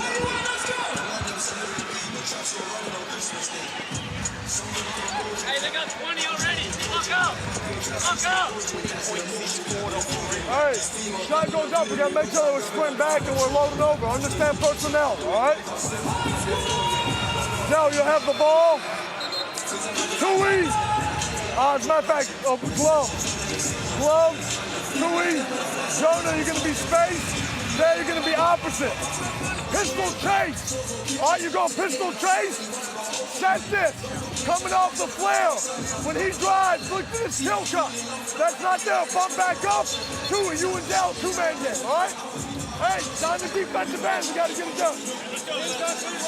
Well, I was waiting for Alex Tui to come into this game just for that defensive versatility. They've already given up 20 points. 20, yeah, that's just way too much. They've 38 points the entire first half, and you could actually hear Sean Bruce, I believe it was, before Mahmoud came over to address the team, saying 20 points in the first 6 minutes. It's time to lock up. So in comes Alex Tui. Well, now's the time, and this happened in the first quarter. They came out, whilst it was only 13 points and not as much, it was a quick bang, and then they were able to adjust here, so let's see what they bring. And credit to them, right, because their game plan, they don't want Chris Golden to beat them. And right now they're putting a lot of emphasis on shutting him down and just limiting his touches. But this is the Delhi we saw at the start of the season. Yeah. Ultra aggressive on the offensive end, and they've got to adjust accordingly mid-game. And good hit there from Denzel Valentine, but JLA's been a little quiet as well. You know, these guys can break open the game at the same time. Well, it's this end. They've got to concentrate on Melbourne, just picking them apart on the on-balls. Foul there on Angus Glover. Let's get over to Joe Healy. Yeah, thanks, guys. I spoke to Delhi before the game, and he said from a personal perspective, it's been an up and down season. But he said that he feels like he's found it again. He's got his mojo. So no surprises. You guys have been talking about it, but he's plus 13 on the index and leading his team in scoring. He's having a very good night tonight, Joe. Thank you. And so Shea Ely. The guards have absolutely dominated. I think they've just realised right now with the way that Sydney's locking in on JLA and Golding, everyone else is going to have to be more aggressive. And Angus Glover knocks one down. Why is he fallen out of this rotation, do you think, Pete? Angus Glover. Oh, I think it's just a depth thing. I mean, we see it with some of the strongest teams. As Tanner Krebs tries to keep hot after the timeout. That's no good. Not good. Now he's trying to limit the rotation a little bit so you can get bulk minutes into your main guys. And then everybody else, okay, where's my sprinkle minutes coming from? Do I need more offense in those sprinkle minutes, or do I need more defense from an Alex Tui type? And all of that means that, unfortunately, some players are going to miss out at times, but also as Kyle Bowen, I don't want to say shooter's bounce, but he'll take it. You just got to be ready, and Angus Glover, we know, is always going to be ready when those opportunities are needed and they get extended. Good for Valentine. Krebs has come on and had a big impact in quarter number 3. Porty tries to get to his left hand. The big man forces it in. Love the patience. Waited for the clear out and then went to work. Bit of trouble here for the Kings. Melbourne, they are playing some outstanding basketball. It's going to be an offensive foul there on Angus Glover. Look, I'll go back to a little bit what you were saying there, Pete, as well. I think one of the things that I've noticed seeing the Kings, it's hard to say, but sometimes, and you can just see here, here's Bowen. Not textbook, but it's effective. And there's Huck Porty doing what he does. But, Pete, sometimes I think you can have too many players. Don't forget DJ Hogue is out, right? And when you've got that situation, it hurts. There is our pump by Reebok seats tonight.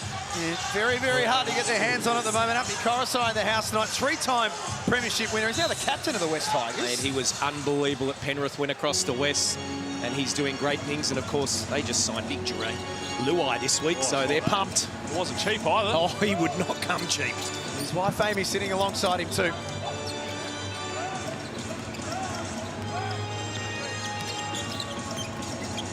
Illy gave it up for Krebs, and why not? He's having a good quarter, and even that drops. And again, that's the other side of it. We talk about the depth and having too many players. It just means that hard decisions have to be made at times, right?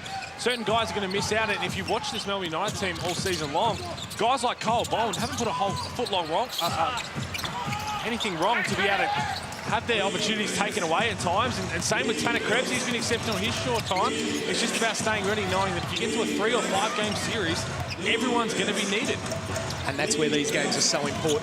Look at the way they're playing now. Melbourne have scored the last 10 points in the game. They are motoring away.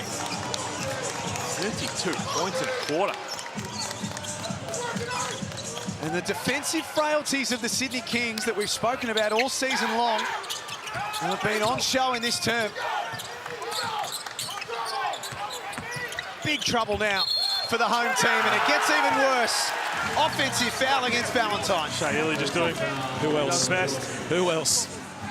Just puts his body on the line and he's still gassed. Here's Porty, just super patient.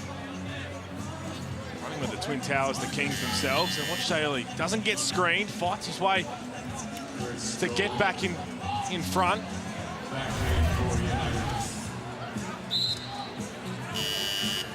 He is absolutely spent. You right? Gee, this is a big mountain to climb now for the Kings as we head into the last quarter. Early in the third term, they led. And they are now down double digits against a team who are renowned for finishing off games better than anyone in the competition. Golding. It goes from bad to worse for Sydney. What a shot. What a play. And I think they ran that about 8 times down in Melbourne in round 8, and they still haven't learnt Sydney on what he does coming off that. Hit 8 of those when they played earlier in the season. Valentine throws up one that they desperately needed. Something for Sydney to take into three-quarter time, but it was a quarter that belonged to Melbourne United, and they take a healthy 73-59 lead into three-quarter time. As we head to the break, here is Chris Golding in rhythm. 42% three-point shooter on the season, bottom of the net.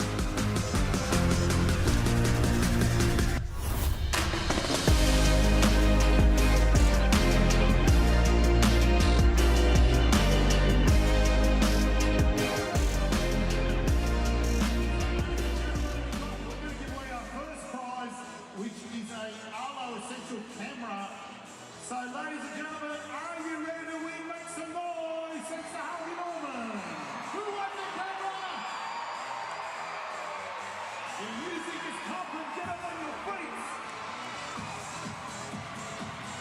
Here it is. Who wants to win? We're looking around. We're looking. Come on, get louder. Congratulations, you're our winner. The camera, thanks for Harvey Norman.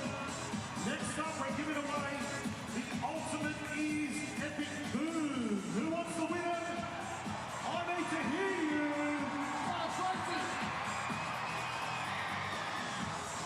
Come on, louder. Oh my God. Come on, who wants it? All right, you can take it. Congratulations, you're our winner. Next up, we're giving away the Sony headphones. I know, you guys are a little bit quiet. We're looking. The headphones. Harvey Norman, very generous. Thank you very much. Congratulations. You win the headphones. You can dance like that at home with your headphones. Congratulations. Thank you to Harvey Norman.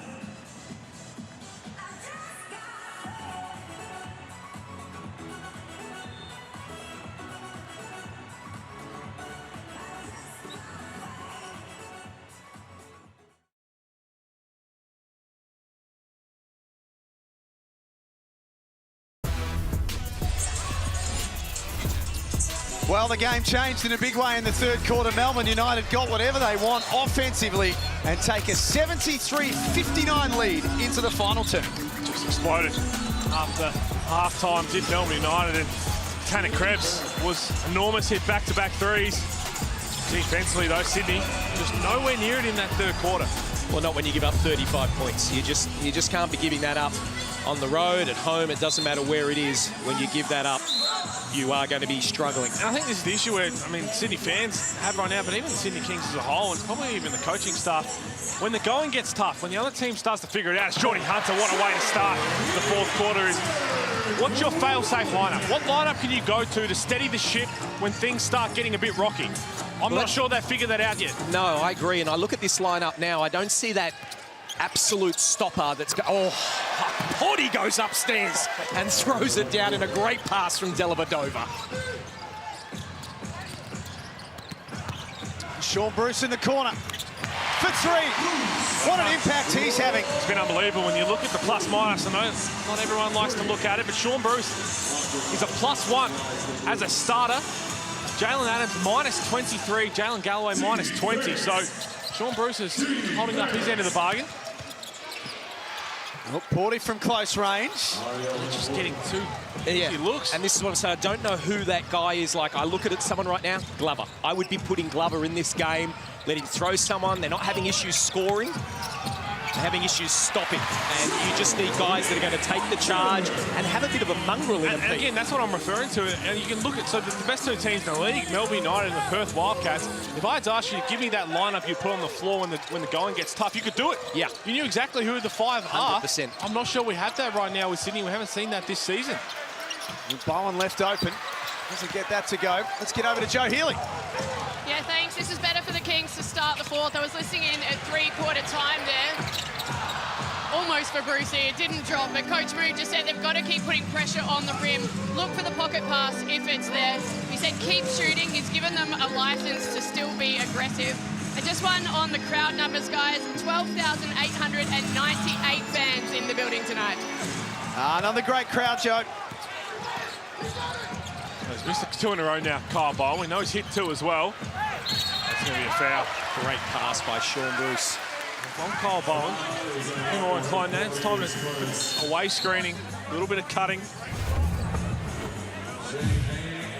Just Harvey Norman replay the start to the fourth quarter. Jordy Hunter, we see that so often. Little pocket pass and then Delhi. Just throw it up anywhere. No one's going to get a body. Well, Porty's just going to go up and get it. Is there anyone in the league that does it better than Delhi, that pass? He has been doing it his whole career. I remember him and Bainesy at the Olympics and Worlds, and he's fantastic at. You're spot on, but to be fair, both of us, even Jack, I think, could throw a lob to hook. Yeah, that's true. Yeah. What's that supposed to mean? No, I think you understood. I'd find the big man.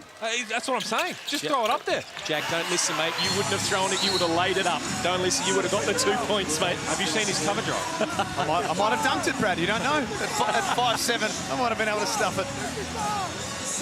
Now back to 10. Kings are chipping away at this deficit.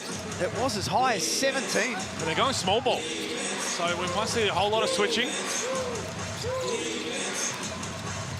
Here's Golding.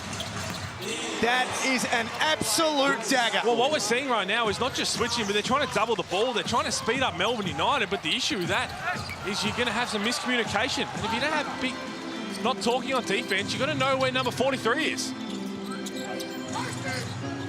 It's back to 13. Just felt a little bit of the air go out of Kudos Bank Arena after that Golding 3. Wala Chul, size advantage over Valentine, who stood up defensively and did well. Pete, you talk about knowing what's got to be done, and CG43, have a look at this offense. They just go from one side to the other, then they kick it off that handoff and going to the man that has knocked down 80+ threes for the season. That is outstanding offense. You just know the player you want to go to. And that ball movement, Pete, 17 assists tonight. They had 8 in the game against Cairns. Well, it also helps to knock down shots, but it was reactive defense, and that's, I think, what we've seen a whole lot from United, is that's just a little back screen, and the communication on the defensive end is just not there. To be able to make a run at this, they need to get stops. Jalen Adams dances through a gap.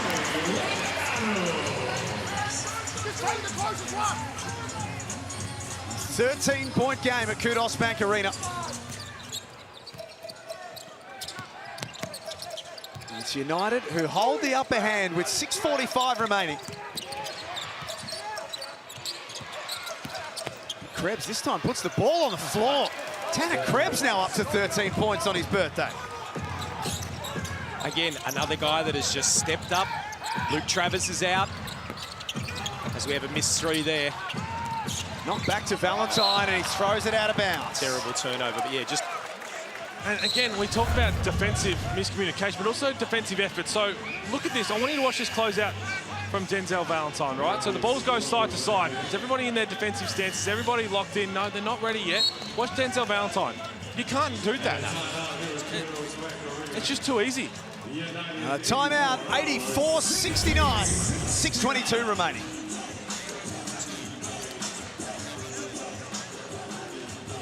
They're just hurting themselves. The talent's there. It's undeniable the talent on this roster is there, but that possession basically sums it up, right?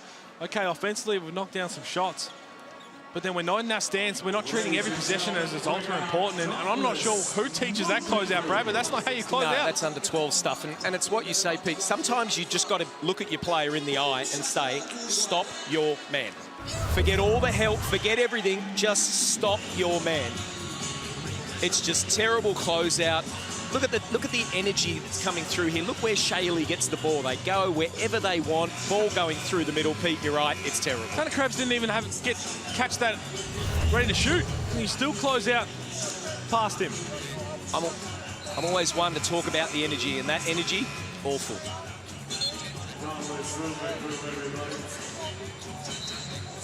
Hard work, pushing boundaries, and making legends. The hard rapid DNA.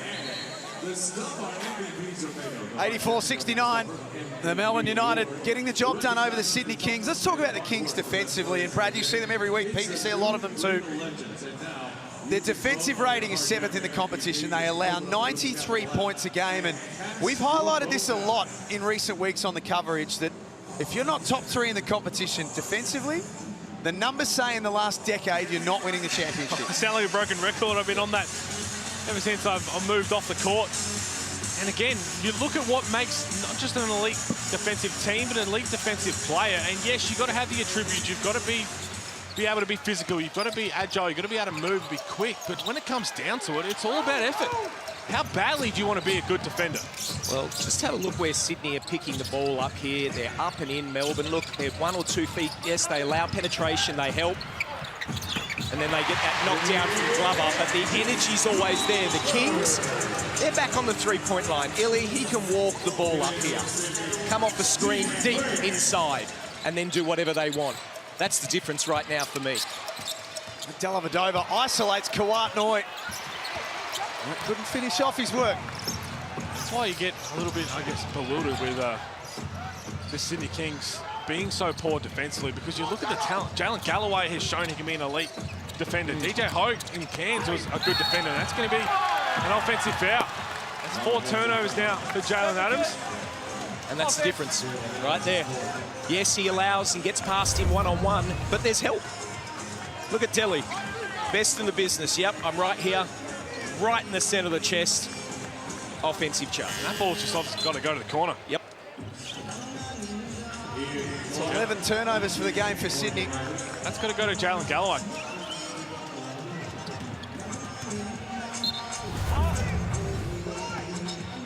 When you come up against the ladder leaders, even the slightest flaws in your game get exposed, and that's certainly been the case in the second half.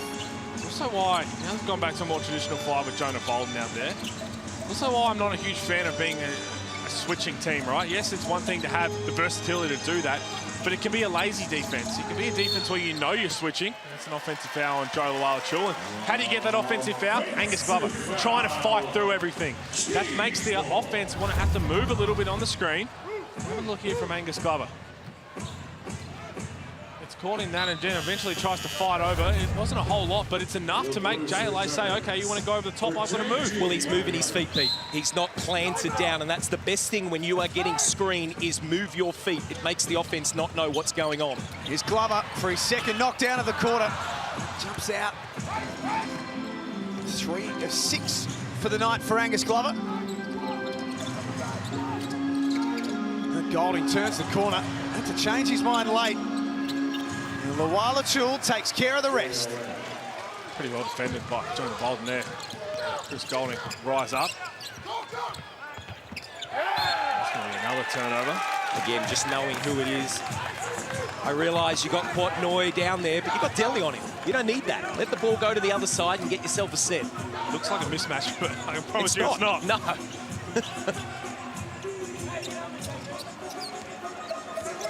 Tick down to 4 minutes remaining. Kings are a long way behind. That'll help their cause. Good read there from Kawat-Noy. Bruce inside for Noy, but that'll be waved away. Offensive foul. Offensive foul with the offhand.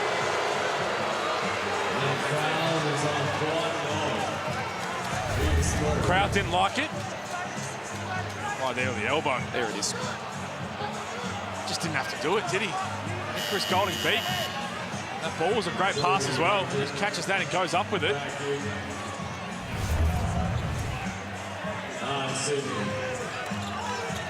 Right here, shutting down. We've seen this for a couple of minutes, Brad. Both Jonah Bolden and Hunter on the floor at the same time. Whether this is, we're just trying to figure something else out to see what could work. Could be a leak on the glass.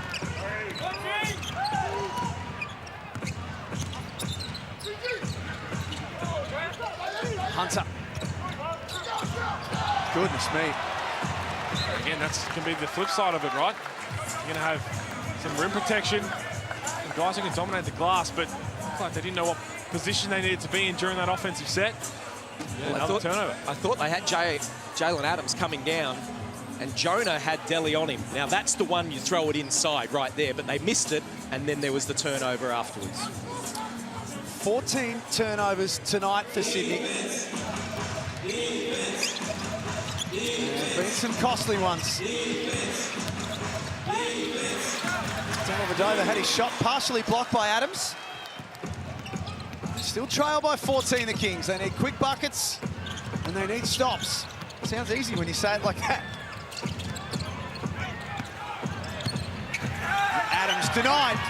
Luala-Chul walls up. This is just a really small lineup from United.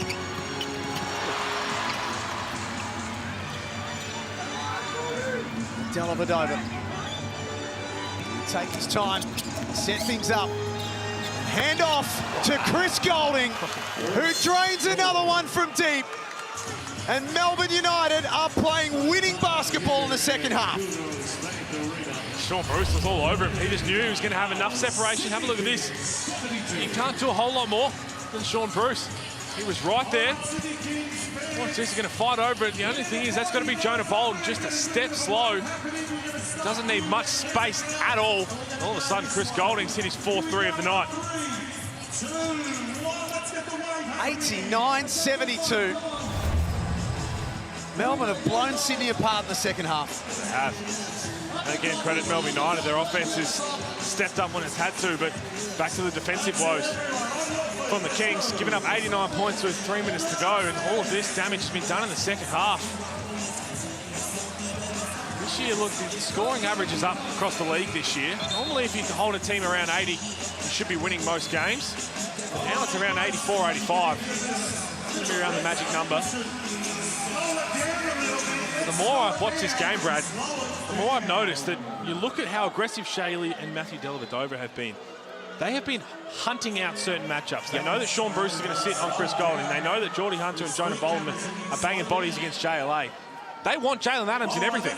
They have wanted him the whole time, and that's no bull. They have wanted him the whole time. Oh, very good, Brad. Very good. You can jump online, book your tickets. We should have known as well, Melbourne. They lost on New Year's Eve to Cairns and were very disappointing in that game. 95-78 they lost. They are, whether you love them or hate them, they are a very good team. And best team in the league. They're not going to play 2 bad ones in a row. No question about it. And that's where, you know, we've said it, feel like a broken record here, but with Delhi, Tanner Krebs, Shayley, these guys knew tonight, I'm going to be ready. And they have been. Galloway, he went up to go there too. He's had a couple of chances. I think that's a part of his game, and I know he's still carrying probably a little bit of a niggle with that shoulder, but in terms of just pound for pound raw athleticism, I'm not sure anyone could match him. So if he just goes up and tries to flush a whole lot more, I wonder if Alex Tui is either a victim of the depth as well and trying to figure things out. I looked at that, and he's played 16 minutes, and that's where... For a team that's been searching for defensive answers, and you've got that kind of versatility.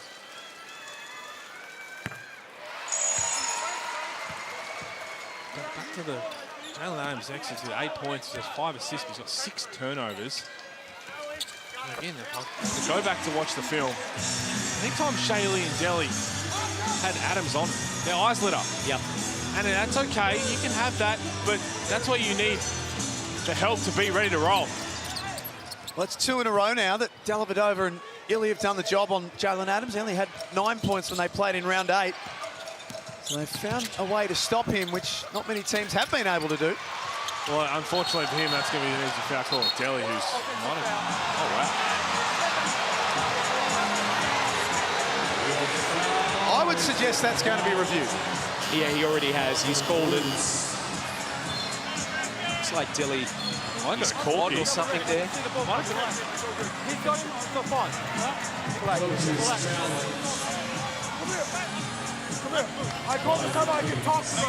You can take your time out. We'll do the challenge. What did you just call? I called an offensive foul. For what? So Delhi has jumped. Delhi's been doing that all day. Delhi has jumped. He has slid underneath an airborne player and come backwards. Offensive players has the right to his position. He beat him to the spot. Not if the defender's He already... beat him to the spot. Giving you the answer, that's enough, okay? You can challenge the call if you want. You heard the explanation. Woody's not happy whatsoever. And I also heard that you've challenged the call. Basically, it's a tunnelling foul.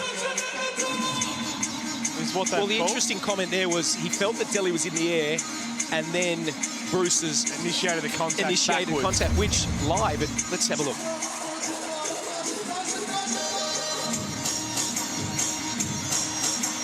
To be honest, wow. You can see Sean Bruce try and hunt it out, right, a little bit. Does he go a little bit to his right here? He does.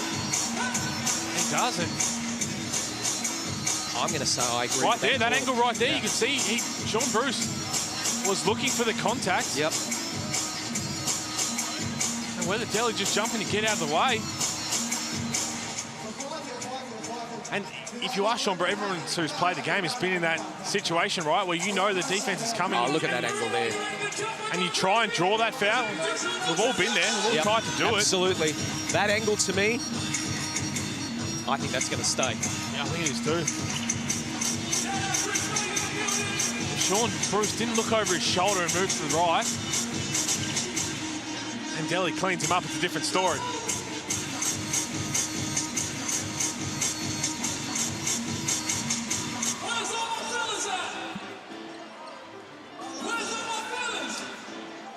This is a very testing challenge, this one.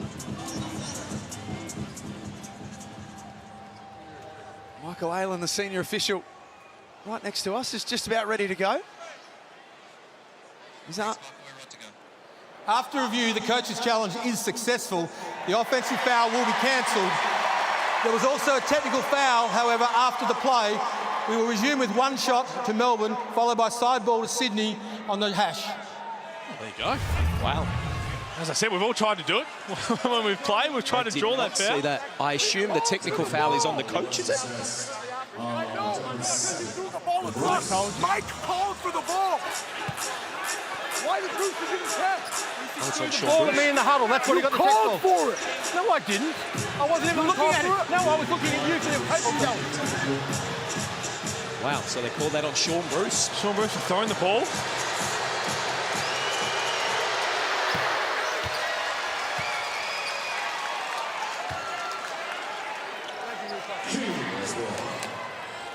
Yeah, we have seen that foul called a lot, right, in the history of basketball, but I thought maybe the look over the shoulder and the lean to the right is what was going to make that unsuccessful. Very often if a player cleans you up from behind, it is an easy call. That's why we challenge. Oh, wow, what a tip-in from Noy. Great awareness from Quat Noy. He knew he got the bump. No use coming down with it, just tips it. Pete, I wanted to ask, you don't see, and I certainly don't see it with the Kings because I have called a number of their games here. Look at this from Quat Noy, just great little tip there.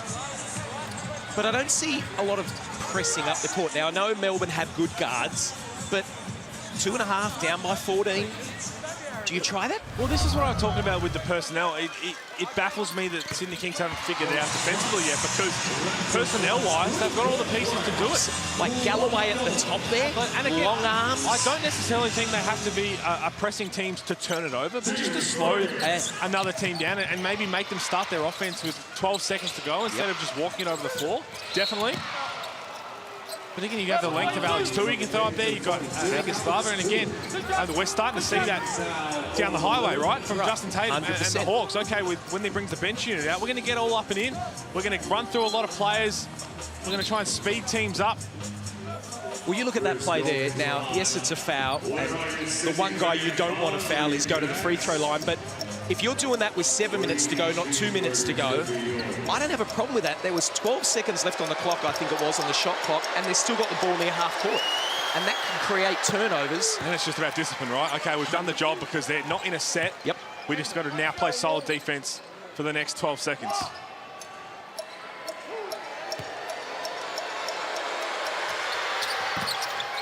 Golding makes both. There's 16 for the night.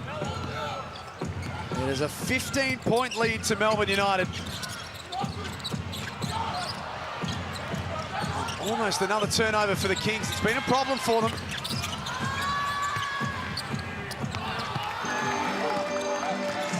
And Golding takes care of it.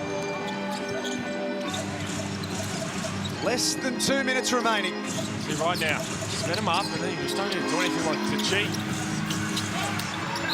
Wallachil fouled and one.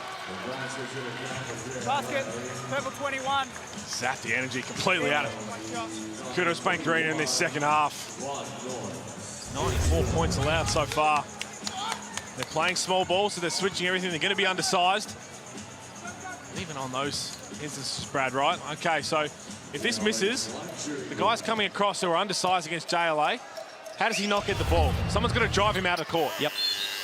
Got to be physical, hit a body. That's why Jordan Hunter's coming in right now. Someone just get the big fella out of there. And that's understanding your role. You don't even have to even be close to getting the rebound. Just get him out of the way. Jordan Hunter on the roll. As Dellavedova comes off, what a game from him. 16 points, 9 assists. What an outstanding game. Well, he said to Joe Healy pre-game that he feels like he's back in a good rhythm. I think tonight's performance backs that up. Again, it's one of those ones we talk about depth and trying to make hard decisions. When this team is at full strength, and we've seen it a little bit. Here's the pass, pocket pass from Sean Bruce. And the thing that Geordie Hunter does so well with all of those pick and rolls is timing his takeoff so where his defender who finally gets back in the play can't contest. Yep. He's already in the air. Yep. Basically catches it on the way up. But back to Delhi is we've seen Delhi sit in crunch times at times. Yeah. And he understands that there's going to be those games where he's needed to close it out. And maybe it's Ian Clark that sits. Yeah. Other times where it might be Shea, Delhi, and Ian Clark. There's just so many things you can go with. It's just about understanding that your time will change or your time will come. And Hulls, I love that you say that, because that's why you look at a guy like Dean Vickerman. I can guarantee you that every single player knows that as well. That's my role, absolutely. This is what your role for the team is. It's all about sacrifice. The Kings will be back in action on Sunday. Brad will be here for the Brisbane Bullets, which is an interesting game. Melbourne also in action on Saturday. They travel to Adelaide to play the 36ers. Yeah, both of these teams, the only teams having doubles this round. And thank you, Luke Travers, for my super coach. Appreciate that. You didn't whack the big C on him, did you? Thank God I changed it. Was that before you knew about the earrings or not? Yeah. John Arnott, another good game. 11 points at the moment, 5-8 from the field. Got his 8 rebounds, couple of assists, only 1 turnover. Efficient. But you're right, Pete. They have to find, the defensive end and that lineup. Yeah, it's something that I'm going to be continually watching from the Sydney Kings is who is that lineup? What does it consist of? Who are those 5 players you trust to, one, get you out of a hole if you're already in one, but as you're starting to slip in a game or get that real first test in the first 40 minutes, what 5 can you get out there to get you to the next break, whether that's quarter time, whether that's half time, whatever it is. Who are the ultimate trust guys on this team? Sean Bruce sits down. Certainly tried his hardest, 16 points, 5 assists. It's not going to be the Kings' night.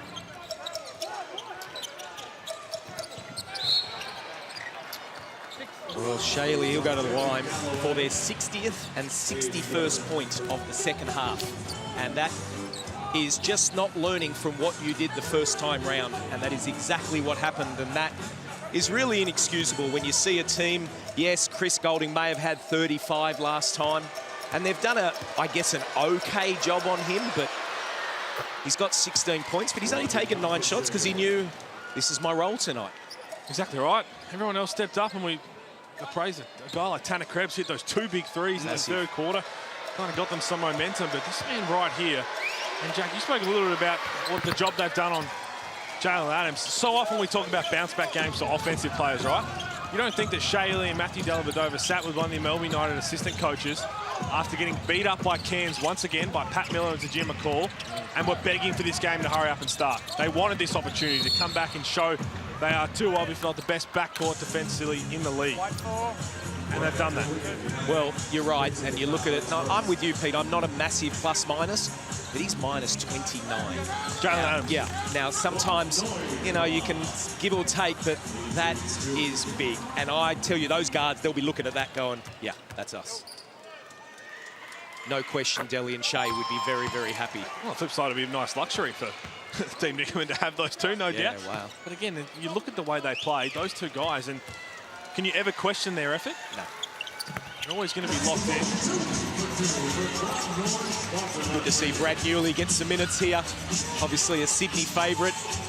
Loved him up here, great guy. And he, huge in the locker room from the understanding I get, they love him. Flynn Cameron also in. Who's that for a luxury guy like Flynn Cameron? Yeah. We've hardly seen him tonight. Oh, he's got that pedigree, and again, he kind of follows. He's a bit bigger than Shea Ely, but they play the same way. That's a good feed, a good finish from Alex Tui. I'm a little surprised that Shea Ely's still out there. Melbourne pass 100. Sap triplet also out there to finish off as game that's very much under control for Melbourne and has been, let's be honest, pretty much for the entire fourth quarter. It's been a double-figure lead for all of Q4. Brad, you mentioned it off the top, right? When they lost to Cairns the first time, they bounced back, obliterated Brisbane. Yep. They bounced back in this one, and basically the entire January on the road due to the Australian Open. All their games going to have to come away. Well, it's on the back of a 35-19 third quarter. Just fantastic basketball from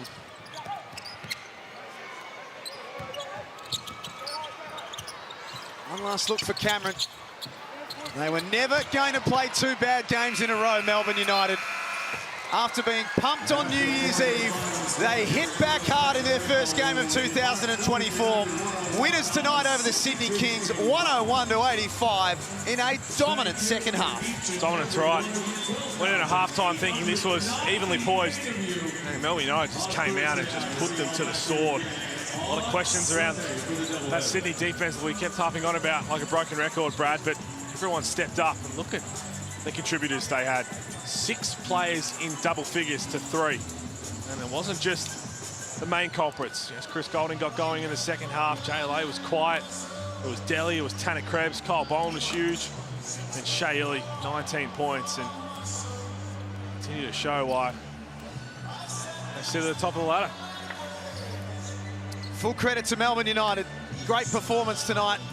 They hurt Sydney in so many ways, but Brad, from a Kings point of view, it was a test for them tonight, and they've come up well short. Yeah, they have, and they'll be disappointed. And we mentioned at the tip-off, I think 5 of the 8 games or something they've lost. Now that's 6 of 9 or some figure of that nature. They've got to find something, because they'll be back here in a few days' time against Brisbane that's going to be rolling in after, you know, playing the way they're playing, and they'll want to get that win.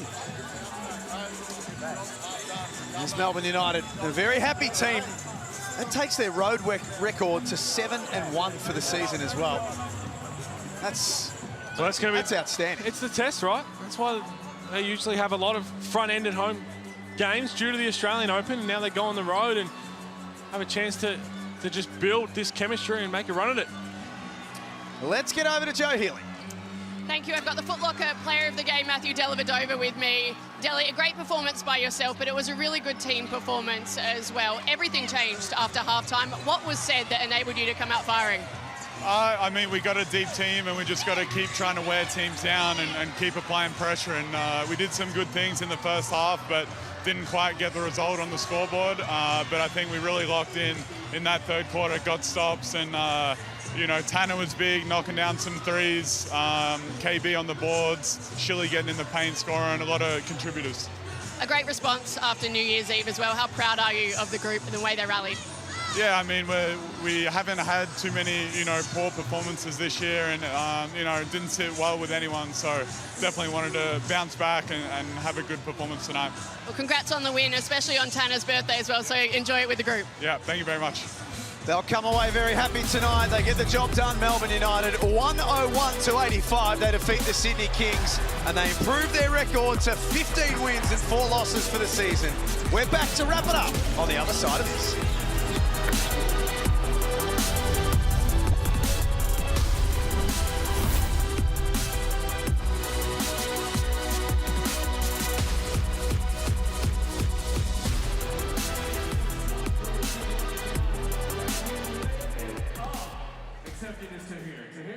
Congratulations on behalf of Sean Bruce. On behalf of Sean Bruce, you played great. Thank you so much for turning up again. Jump in, Rob, jump in. Wake round Thursday night, tough. We were there with them for a long time. Large parts of the game, tough side, but I think we're right there. Hey, listen, we've got another game coming up on Sunday. We want to see each and every one of you coming back on Sunday. It's a double header. We got the Flames and then the Kings. Love the double headers. I'll be here. 2 for the price of 1. Why would you turn up? And Rob, anything happening after the game? Nothing today. We'll just go hang out. Get the burnouts on the day. So ladies and gentlemen, thank you. You've been amazing. Bring your A game again on Sunday and we'll be there. Bring everyone for the double header. See you Sunday. Make some noise, everybody. It's the Sydney Kings. If you're looking beyond the arc to achieve your financial goals,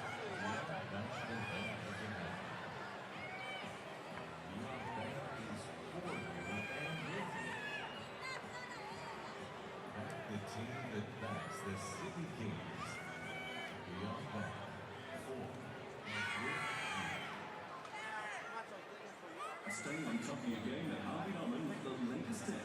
Hype up the crowd with the new Ultimate's epic portable Bluetooth speaker. Out now. Get great sound with the Sony WH-1000 XM4 premium noise-cancelling headphones.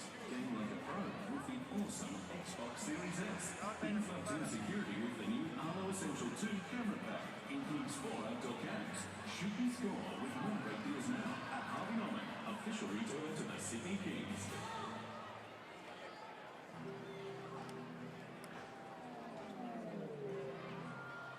Hey, I'm hot. My love language is physical touch. Feeling that leather in your hide. Hold on to the hat, cowboy. It's about to get wild. Love drives everything. All cars are individually detailed with 7-day returns.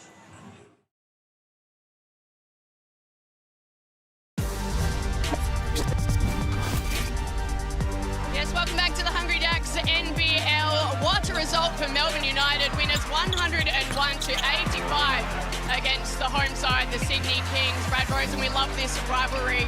And it didn't disappoint this evening despite the blowout in the end. Yeah, look, I think it was a great first half. We loved it. We sat here or stood here and said this is where it's going to go in the second half. And